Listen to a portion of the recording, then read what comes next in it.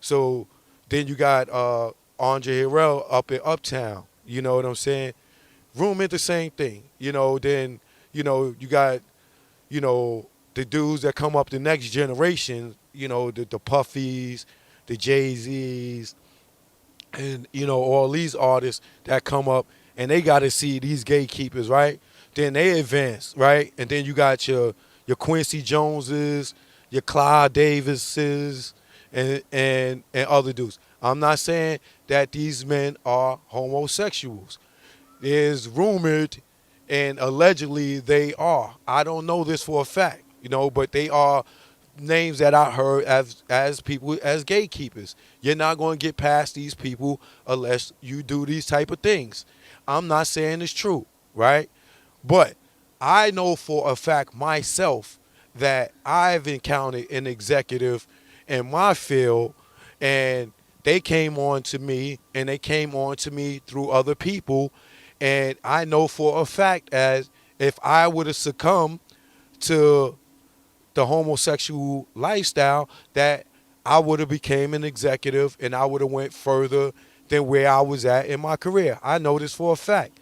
We're with songwriter, record producer Corey Rooney. Before the break, we were going to get into your first record deal. You remember your first record deal? Yeah. The first record was the Fat Boys. And while we were in the middle of doing that, we started working with a company called Uptown Records, which was where Heavy D, Albie Shore, Teddy Riley, all of these guys. Dougie Fresh. Dougie Fresh, everybody was there. And Andre Harrell was the guy. That was also where Diddy came from. Diddy was the intern, believe it or not. Did he intern for you?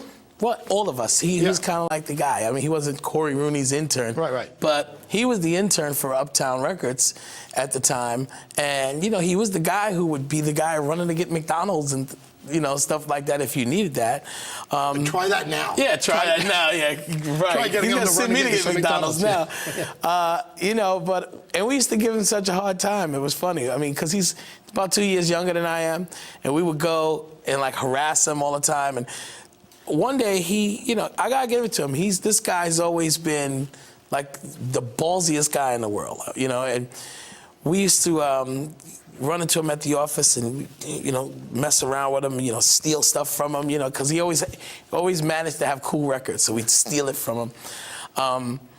And then one day, he sat with Andre Harrell and he said, I want the A&R spot.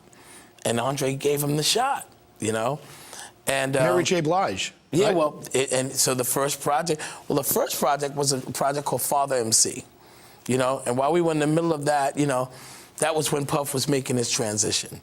And at the tail end of that album, when we finished, Puff had been made the A&R guy, and we went from teasing this guy to now he actually has a right to come to the studio and kind of critique. And that wasn't really, none of the producers was happy with that at the time, because they just really wasn't looking at him as the type of guy that had the right to come and critique.